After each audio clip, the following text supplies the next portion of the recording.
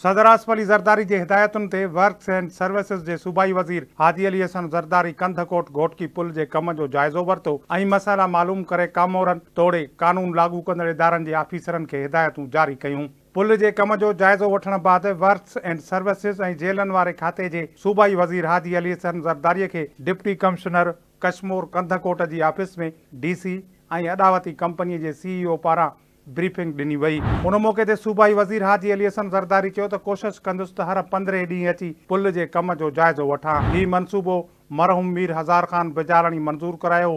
ही रिथा तव्हां असां सभिनी जी आहे। वर्क्स एंड सर्विसिस वारे सूबाई वज़ीर हाजी अली हसन ज़रदारी चयो त बदअमनी सबबि पुल जे कम में देरि थी आहे। पुल जे कम में केर बि रुकावट विझंदो त उनखे जेल मोकिलियो वेंदो। कंस्ट्रक्शन कंपनीअ जे अमलदारनि खे फुल प्रूफ सिक्योरिटी ॾिनी वञे। सूबाई वज़ीर हाजी अली हसन ज़रदारी कानून लागू कंदड़ इदारनि जे आफ़ीसरनि खे हिदायत कई त पुल ते कमु कंदड़ माण्हुनि खे सिक्योरिटी फ़राहम कई वञे।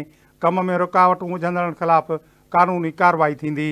सूबाई वज़ीर हाजी अली हसन ज़रदारी डिप्टी कमिश्नर कश्मोर कंधकोट खे हिदायत कई त पुल में ईंदड़ ज़मीन जी जिन बि मालिकनि खे मुआवज़ो न मिलियो आहे उन्हनि खे तुर्त मुआवज़ो ॾिनो वञे।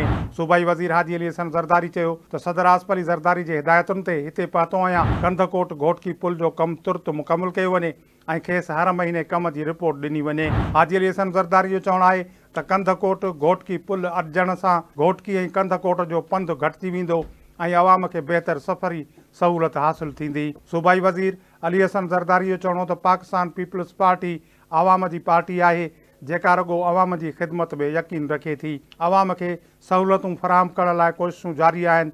अवाम जा मसाइला हल करे पोइ सुख जो साहु खणंदासीं।